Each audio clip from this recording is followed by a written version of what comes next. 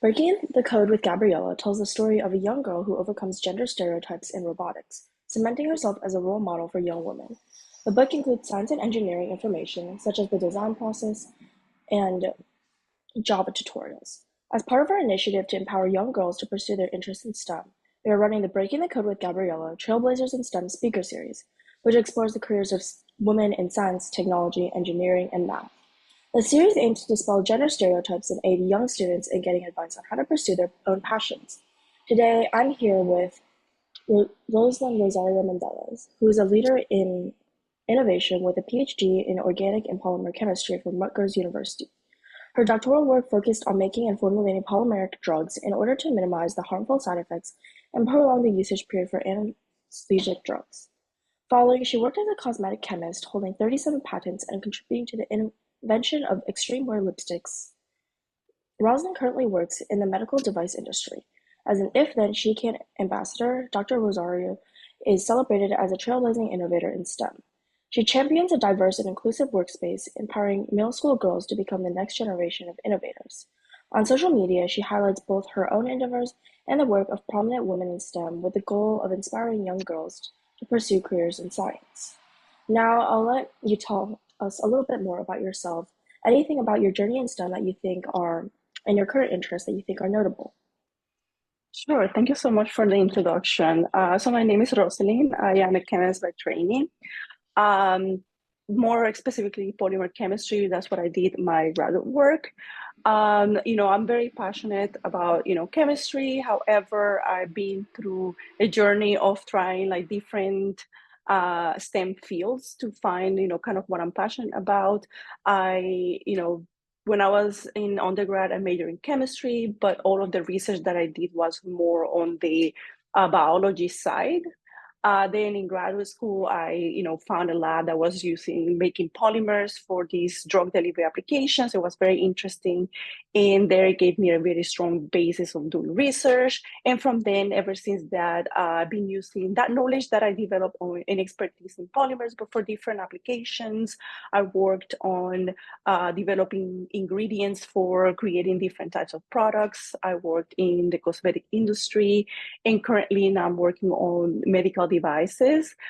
So it's kind of like I've been kind of branching out into different areas, but always using that kind of fundamental knowledge that I have and that I acquire from each of these fields to innovate. So one of the things that I do mainly in my career is innovation. I work on innovating, creating new products, mainly like formulation based, which is like the mixture of different ingredients.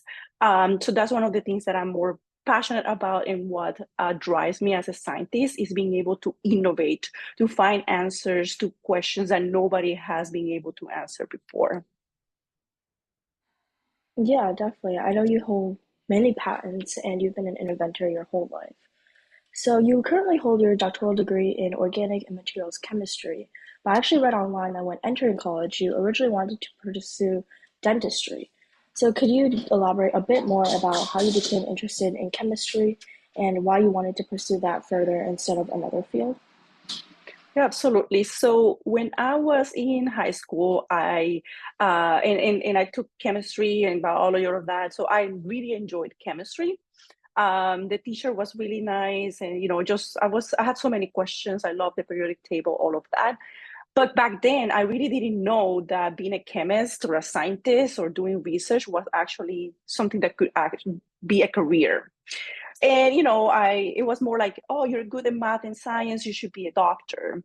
And I had a little bit of an issue with like blood and stuff like that. So it's like I could settle with being a dentist. I go to the dentist and I don't see like blood everywhere. So maybe that's the one kind of medical field that I can pursue. So I said, okay, I'm gonna go. I need a degree in science in order to then go to dental school. So I said I'm gonna major in chemistry because the one that I like the most. So I went to college, started majoring in chemistry, and then I heard about this thing called research that you could go, into kind of like an exchange program, spend a summer in another university or in a private company doing research, and just I said, okay, I'll sign up for it. Let me try it out. And then ever since I tried, that first experience doing research, like almost now close to 20 years ago, I really fell in love with being in the lab and, just like having that curiosity and finding answers for like different questions. And I truly loved it. And I learned, you can actually continue in this field, make it your career and dedicate your professional career to do research. So then I was like, you know what?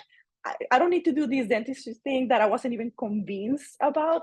I'm going to continue working on a career in, kind of like the interface. Like I was focused on chemistry because also at the time I didn't know that, science can be very interdisciplinary, right? You can be a chemist, but your research can take you into so many other areas, especially if you're doing like research that applies to like real life and creating products. So you need to kind of do a little bit of, different fields. And that's how kind of I transition my mindset from wanting to be one thing into something a little bit different. Yeah, that journey definitely sounds very interesting. And I know that um, going into science is definitely something that's very, if you have that curiosity, it's very amazing and very interesting to do. So Absolutely. not too long after that, you worked as a chemist at a large cosmetics company. How did you get interested in doing cosmetic chemistry, and what does your daily work entail? Yeah, so that's a very interesting. So I always liked cosmetic my entire life. I'm always, have my nails. I love nail polish, always mascara, and I when I was in graduate school and I was like doing my own research, I'm focusing on analgesic drugs, on pain medication and how to prolong their effect and all of that. However, my research advisor had a lot of collaboration with different types of industry, including cosmetic companies. So I'm like, oh, that I didn't know that was a thing, right? And then I also remember reading on a chemistry magazine about this company that had developed a nail polish that would last a very long time because they had this, it pretty much creating a polymeric reaction on the nail. So it's what is called like the UV cured nail polish. So that was something that was kind of like in the works for many years, but this one company figured out exactly the exact chemistry on how to do it. And I absolutely love that because I love nail polish, but they wouldn't last like a long time. So I always had to be like painting my nails every other day. And then I was like, I'm gonna run get these products and try them. And that's when I realized, you actually require needs chemists, scientists to think about how do I make this product and or like how do I borrow from another field, right? Like UV cured paints have been in existence for many other fields. So someone said, oh, we can probably do the same thing on someone's nails. And that to me, that's when I made that connection. It's like, oh, as a chemist, scientist, even like my polymer chemistry background, which I turned that most of the ingredients in cosmetic products are polymers. So it has a lot of value to know, to have that knowledge and expertise. And then that's how I got a job, and ironically, my assignment was to create long wear lipstick products, which was the lipstick was the only product that I really never liked because I didn't really like the shape of my lips, so I didn't want to like enhance them. But then I started working on how can we make lipsticks that last a very long time, but at the same time feel comfortable because there were like many products in the market, but they felt like super dry or tacky and they were uncomfortable to wear. So I did work a lot on that. So at the time I was really working mainly in the lab, like dedicating, going to the lab, thinking, having the objectives. I know what my objectives is, like selecting raw materials, trying them, creating prototypes, and then testing them. Then back then, the first test that I would do is like on myself. Like once I had like safety approval, I just test it, put it on. Did it, in the morning? Did it last all day? How did it feel? And then from there, go into like further developing the products. Yeah, that definitely sounds like a very rigorous process, and I know invention definitely for especially for cosmetics relies on a lot of different aspects of science. So during your time there, you received 37 patents and currently have 43 patents globally. And you contribute to the invention of prominent products like the Maybelline Superstay Matte Ink and other lipsticks, which I know you just mentioned. And could you talk a bit more about, say, your start to finish process for each of these inventions? Maybe if you worked with anyone throughout the process, And how much collaboration was there when making these?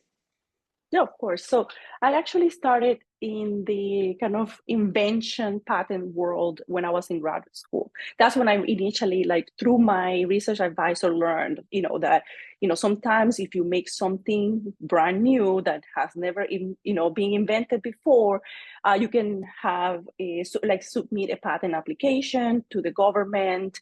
Each country pretty much in the world has their own like patent office, and you're telling them, I invented this, and then legally, if they say if the government agrees with you, they give you a kind of like a period of like 20 years where you're the only person that can make and sell that product, which is beneficial for businesses because if you invest money, like you pay scientists, you to create new products, you want to make sure that you can kind of get a return in that investment and make money out of that invention.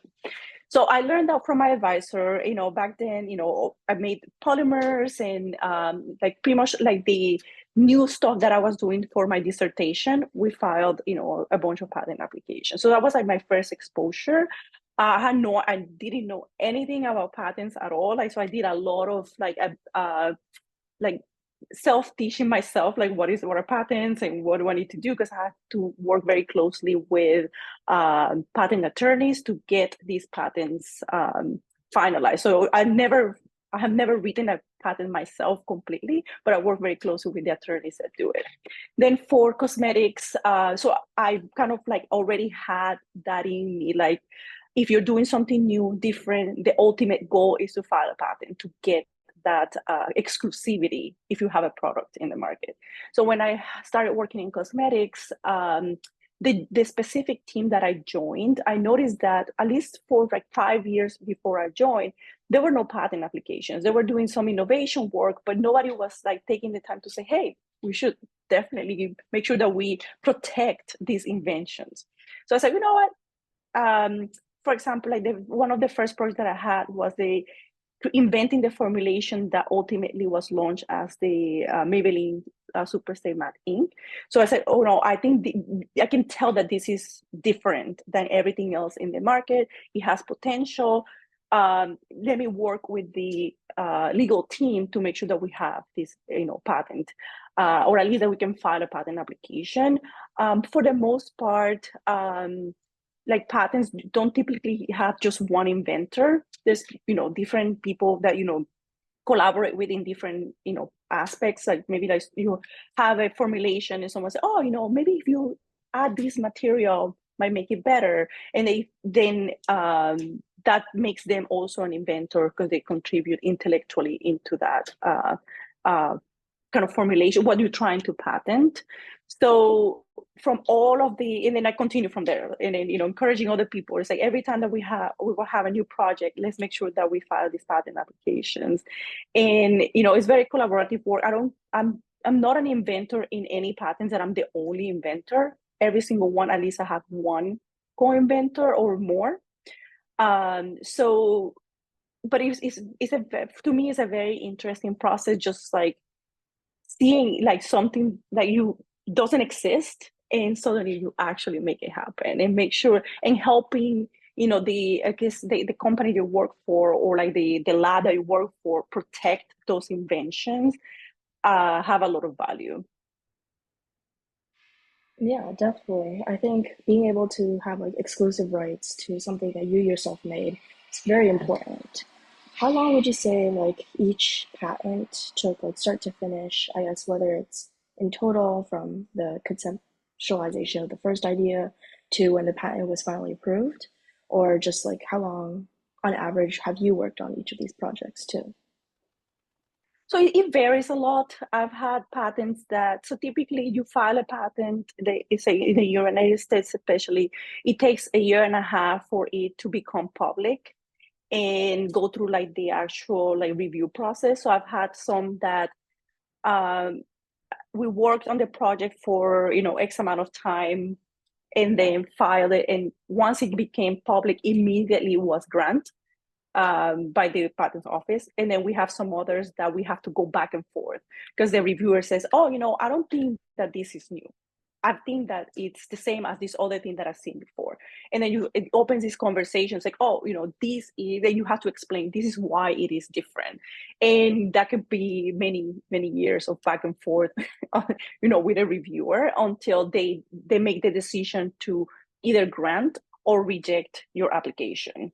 So for the most part, in my experience, even if we had this back and forth for many years, the patents ultimately get granted because we when at least all of the opportunities that I've had to move forward with an patent application, which is a huge investment in too. Like patents applications are not free. That's something that it has to be paid for. So every time that we have moved forward with a patent application, we're very confident that it is actually something that we can substantiate that is actually new, is an invention. So that's why we ultimately get these applications grant. There's also business need, or whether or not the invention will ultimately become a commercial product. That doesn't, one thing doesn't have to be like or necessarily lead to the other. Sometimes you have a patent and there is no product in the market that is covered by that. So sometimes if that's the case, a company might decide to like, you know what, we're not going to continue paying for this patent that doesn't do anything. It's not getting us, that return that we're looking for. So it varies a lot, project-wise. My typical range is like year and a half, 2 years to develop, the prototypes to identify the invention. And then after filing the patents, then it is really like sometimes it's a surprise, a lot depending on the person that is reviewing the application. Yeah, it definitely sounds like a very rigorous process that can take quite a while, or Mm-hmm. not too Or long at not, all, yeah. if they see like that it's completely novel, or that there's absolutely no overlap. Um, so what is something about the patent process that you might not have expected when you first got into it? Something that I hadn't expected before. Um, so for the patent process, so one thing is that because I love patents and it's very fascinating field. So one thing is that in theory, you don't really have to make anything in order to file a patent application. As long as it is new and different, nobody has ever patented, there's really no need to have a physical thing. I never been into that because like at least like all of the patents that I have worked on are through a company, so that's no one's going to be like, oh, you have nothing and we're going to file a patent application.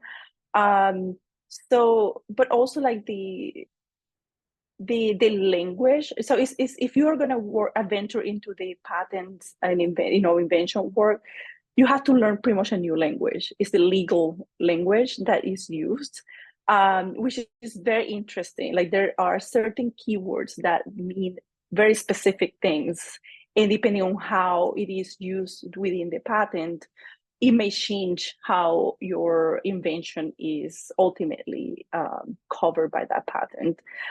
So I had to dedicate a lot of time because English is my second language.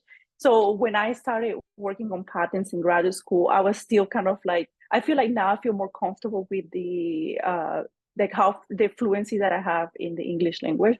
But back then I was still kind of like pretty rough.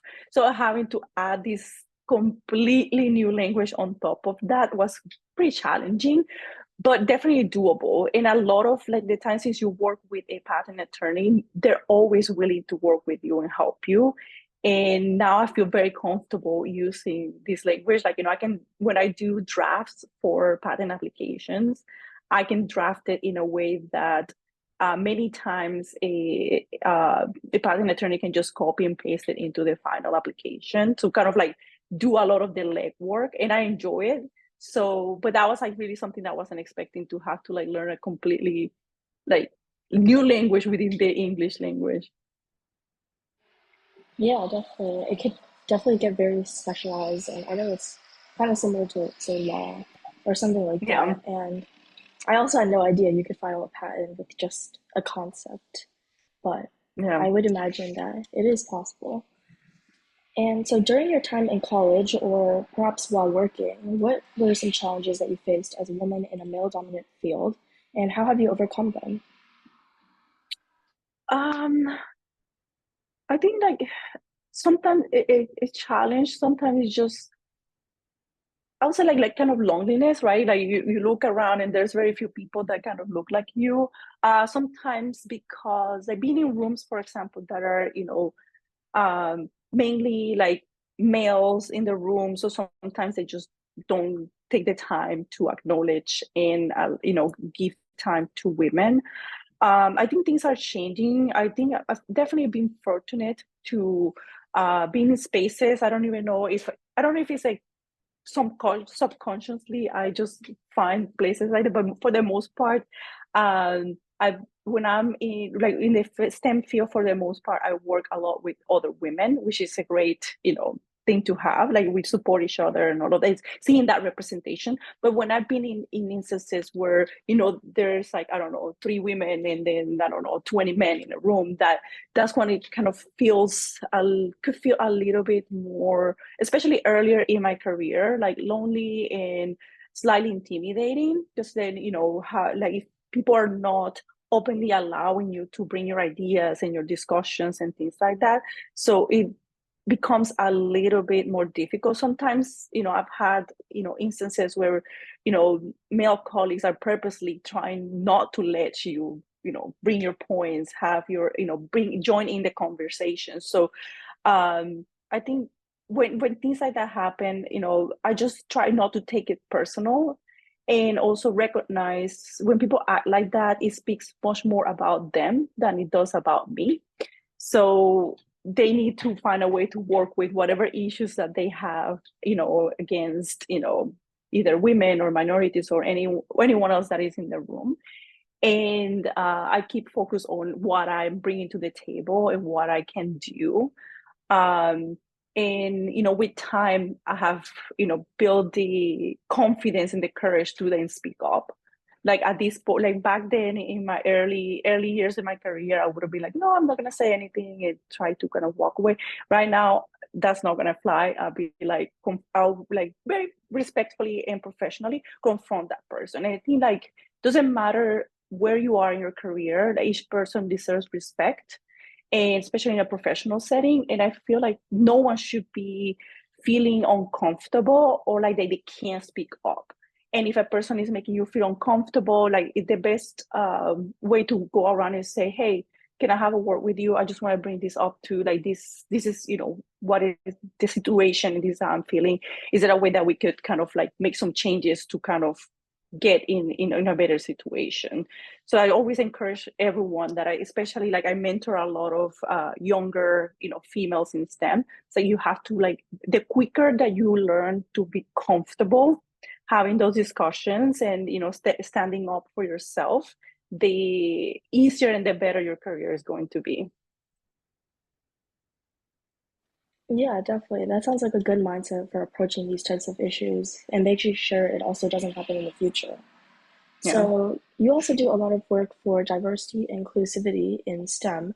So, can you talk a little bit more about your responsibilities as an If Then She Can ambassador? Oh, absolutely. So the If Then Ambassador program, it officially ended, but we kind of keep those titles. It was actually one of the best things that have happened to me, honestly, because I always want like I've always been spending time mentoring and coaching and all of that. But then the If Then Ambassador program kind of gave us, like all of us, all of the ambassadors, that a huge platform to then bring all of those, all the mentoring to a larger scale and being able to reach even further. So I was doing a lot. It used to do a lot of my mentoring like in person, kind of local to my community, where I'm located in the New York, area. But then with that, I would be able to reach people like everywhere. So, and being able to like bring that message of, I'm a woman STEM. You perhaps look like me, come from a similar background or not, but it's possible. Like you can, what the things that I have been able to achieve, anyone can achieve them. So that's like it's being wonderful, like being able to give that message and really show like little girls and young girls and even like like people my age that you can achieve whatever thing that you want. You can, you have to work hard sometimes, but it's part of it. But that is possible. Everything is possible. Like, and then that representation, like sometimes, like we mentioned, like sometimes you don't see people that look like you in a room, right? So but at least if you see that one person, it's like, okay, that's the motivation that I need. I'm gonna keep going. Yeah, definitely. It sounds like you're really becoming an inspiration for a lot of young girls in STEM. So, if there was any piece of career-related advice you could give to your middle school self, what would it be? um, I would say like keep working hard because hard work pays off eventually. It might not look like it's not gonna be immediate, but keep working, work hard, um, and also build the courage to ask for help. That's something that I didn't do for a very long time. I was like, I'm like, it is okay to say that you don't know. I used to think that, I needed to know everything. So I need to, if I didn't know something, I had to figure it out by myself. There's more, so many people willing to help. You just have to ask for it. So I would say, yeah, like work hard, but also you don't have to do everything on your own. Ask for help, and people are more than willing to help you. You'll find people that will guide you through your journey. You don't have to do every single thing on your own. Yeah, I think that's some great advice to be able to actually reach out to other people who are more than willing to lend their advice and their help to help guide you along your path.